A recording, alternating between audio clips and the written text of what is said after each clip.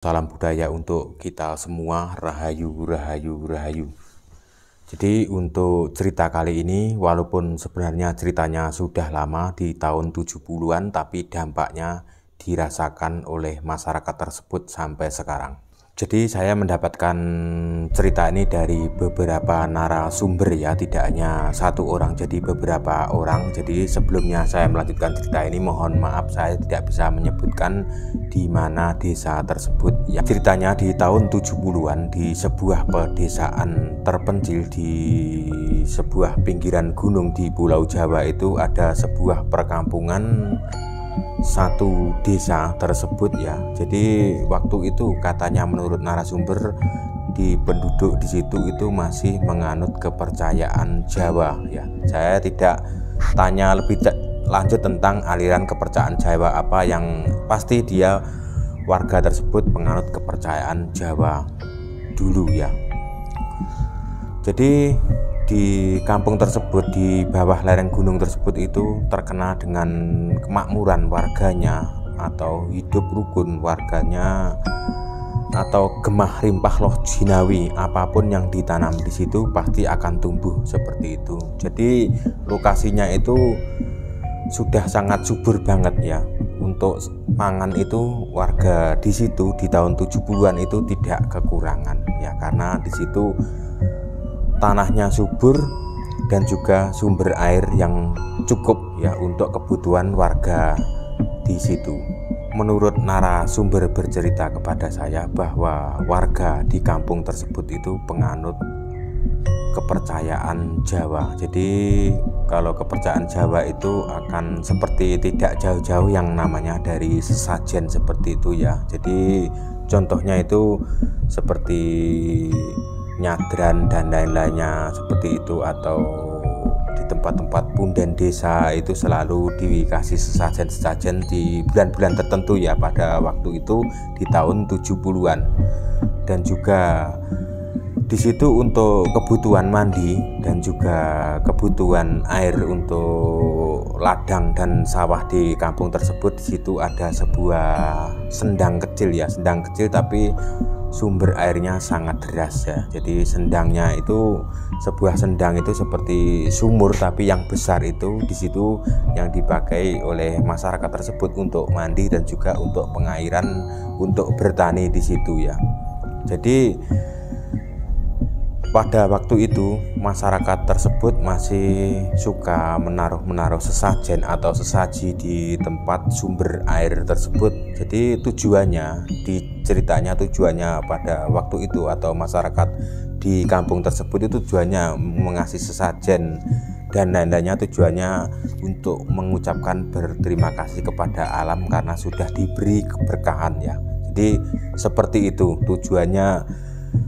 Itu biasanya kalau ada bulan-bulan suro atau bulan-bulan tertentu itu pasti pada para warga pasti akan berkumpul di situ membawa sesajen dan jajan-jajanan di situ berdoa bersama mengucapkan terima kasih kepada Tuhan Yang Maha Esa, intinya seperti itu. Pada waktu itu ketika para warga dan orang sekampung di situ itu pada waktu itu hidup subur makmur seperti itu, tidak kekurangan air, tidak kekurangan bahan makanan karena apapun yang ditanam di situ pasti tumbuh ya. Jadi masyarakat di situ itu satu kampung di sebuah lereng pegunungan di Jawa itu masih penganut agama kepercayaan Jawa atau kepercayaan Jawa kuno zaman dulu yang masih dipertahankan pada waktu di tahun 70-an itu.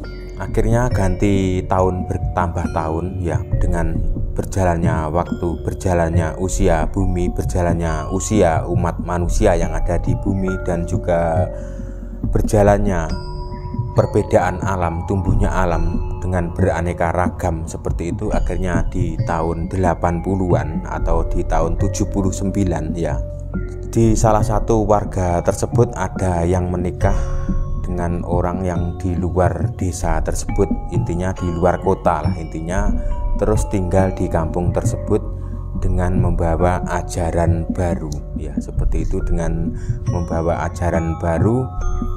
Akhirnya lambat laun para warga penganut kepercayaan tersebut akhirnya mengikuti ajaran baru yang dibawa oleh orang pendatang yang menikah dengan gadis di desa tersebut ya. Akhirnya lambat laun yang namanya seperti pembuatan sajen-sajen itu intinya sudah terdoktrin atau sudah masuk ke dalam logika pendatang baru tersebut, akhirnya membuat sajen dan lain-lainnya itu akhirnya dihilangkan seketika karena sudah terpengaruh oleh budaya yang dibawa atau budaya baru tersebut masuk ke kampung tersebut. Akhirnya beberapa warga itu karena sudah tidak mempercayai ajaran leluhur yang lama yang sudah mereka pakai sejak mereka dari dulu atau turun temurun ya, akhirnya sendang tersebut itu ditutup. Jadi tidak hanya ditutup, sendang tersebut itu juga ketika ada salah satu hewan ternak warga itu ada yang mati, itu bangkainya dibuang di situ. Seperti ayam mati dibuang di situ dan lain-lainnya. Seperti ketika menangkap babi di ladang itu tidak dimakan, itu akhirnya dibuang ke dalam sendang tersebut. Jadi bangkai-bangkai binatang tersebut itu tujuannya dibuang di situ untuk mematikan sendang tersebut, karena masyarakat tersebut ya, sebagian masyarakat tersebut masih banyak sekali yang percayai bahwa di situ tempat menyembah setan, katanya seperti itu ya. Akhirnya sendang itu sampai sekarang ditutup oleh warga karena sudah orang yang kalah itu akhirnya mengalah ya, tidak mau terjadi perdebatan, akhirnya mengalah, sendang itu ditutup. Jadi kisah-kisah ini sebenarnya tidak hanya di satu tempat yang saya ceritakan itu ya, di Pulau Jawa itu. Ketika saya keliling-keliling di Pulau Jawa itu banyak menemukan cerita-cerita tersebut. Jadi banyak sekali kejadian-kejadian tersebut ya, seperti tempat-tempat punden itu sudah tidak dipakai atau dimusnahkan oleh ajaran-ajaran baru seperti sendang penghidupan seperti itu. Itu tidak hanya di bawah lereng gunung yang ada di Pulau Jawa, di tempat-tempat lain banyak itu.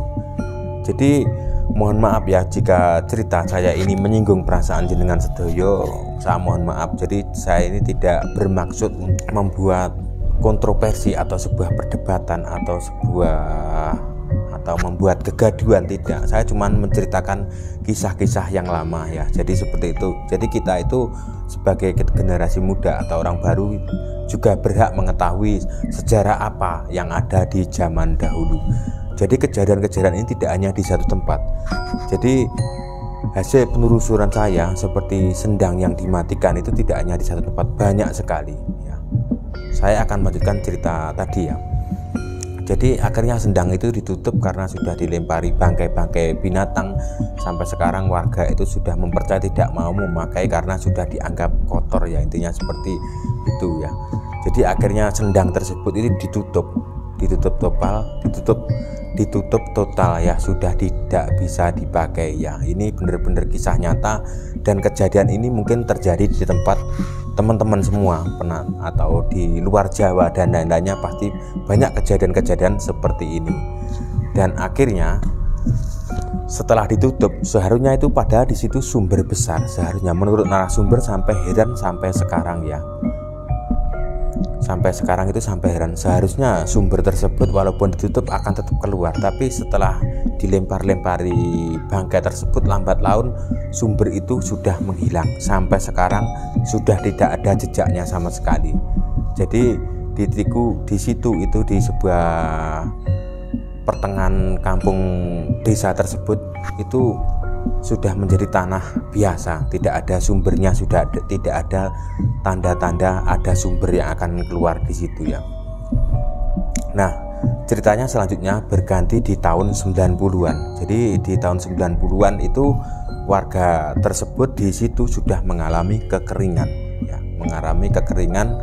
Warga tersebut akhirnya kesulitan untuk bertanam, bercocok tanam atau bertani ataupun untuk mandi dan minum, akhirnya kesulitan air. Ini benar-benar kisah nyata ya. Akhirnya warga tersebut kebingungan Jadi sampai mendapat bantuan air minum dari pemerintah. Ya, padahal di situ itu ada sebuah sumber besar, ada sebuah sendang, walaupun tidak begitu besar seperti telaga itu, setidaknya itu sudah mencukupi untuk kebutuhan warga di sekitar tersebut ya. Karena kepercayaan tertentu, dan akhirnya sumber kehidupan itu dihilangkan sendiri oleh warga sendiri seperti itu. Akhirnya sampai sekarang pun masih kesulitan untuk mendapatkan air, karena akhirnya di situ dulu untuk bertani sawah itu juga bisa dialiri dari sisa-sisa sendang kebutuhan warga tersebut, dialirkan ke sawah. Jadi sekarang itu cuman mengandalkan tada hujan. Jadi yang namanya mengandalkan tada hujan itu adalah mengandalkan hujan yang turun dari langit, akhirnya dipakai bertani oleh warga tersebut. Jadi kejadian-kejadian ini tidak hanya di Pulau Jawa Timur, di Pulau Jawa Tengah dan Jawa Barat, dan juga terjadi di beberapa provinsi yang ada di Indonesia. Kejadian seperti ini banyak ya. Mungkin kalau di tempat kalian pernah mengalami seperti ini, silahkan komen di bawah video. Jadi tujuan saya tidak mau memprovokasi atau mengajak berdebatan. Saya itu bercerita, mengisahkan cerita masa yang lalu ya, supaya cerita-cerita yang masa lalu itu tidak hilang. Seperti itu, setidaknya tidak hilang ya.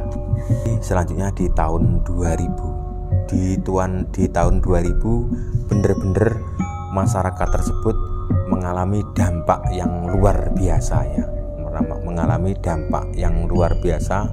Di situ itu susah, warga tersebut itu bertani itu sudah mengalami penurunan atau sering diserang wabah, tikus dan juga hama lain-lainnya. Seperti menanam jagung juga diserang-serang hama dan juga tikus dan juga embuk yang dari tanah dan lain-lainnya. Jadi perbedaannya sangat jauh dengan pada zaman dahulu ketika tanah tersebut itu sangat subur-suburnya tanah ya, subur-suburnya tanah. Tapi akhirnya bertambahnya tahun, tanah tersebut itu sudah ibaratnya sudah menolak, seperti itu, menolak ditinggali oleh manusia. Seperti itu intinya ya, itu menurut persepsi saya sendiri ya. Soalnya kenapa? Yang tanah yang dulunya subur, akhirnya berlambatnya tahun, kenapa sering terjadi adanya gagal panen dan juga dan lain-lainnya. Di tahun 2000 karena warga tersebut kesulitan untuk mencari hidup di situ ibaratnya ya, karena sudah kesulitan dan warganya juga di situ sudah tidak banyak lagi, akhirnya banyak sekali yang ikut transmigrasi ya, ikut program transmigrasi ke luar Pulau Jawa. Contohnya seperti Sumatera, dan sebagian warga tadi juga pergi merantau, akhirnya tidak kembali lagi, mengajak keluarganya yang ditinggal di rumah itu diajak bertinggal di luar Jawa seperti itu. Akhirnya lambat laun, akhirnya penduduk di situ tinggal beberapa rumah sekarang ini. Menurut ceritanya yang dulunya itu warganya banyak, hidup rukun, akhirnya kampung itu ibaratnya dianggap aja, dikatakan bisa hilang tersebut ya. Karena apa?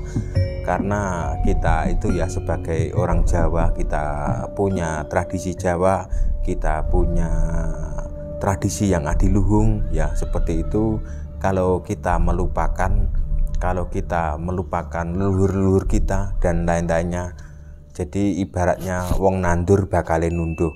Jadi kita nanam, kita akan panen, seperti itu. Kalau kita menanam kebaikan, kita akan mendapat hasil kebaikan yang lebih banyak, seperti itu. Kalau kita menanam kejahatan, kita juga akan menunai kejahatan yang kita dapat, seperti itu. Jadi yang namanya karma itu tidak hanya kita menjahati orang ya, seperti itu. Tidak, kita hanya menjahili orang dan kita akan mendapat balasannya, seperti itu. Jadi kita juga bisa durhaka kepada bumi yang kita pinjak, atau durhaka kepada alam, seperti itu. Contohnya pohon itu adalah satu-satunya sumber kehidupan yang ada di dunia ini ya, percaya atau tidak, pohon itu adalah sumber kehidupan di situ. Kehidupan untuk kita, seperti itu. Cukup sekian konten saya, semoga bermanfaat ya. Terima kasih.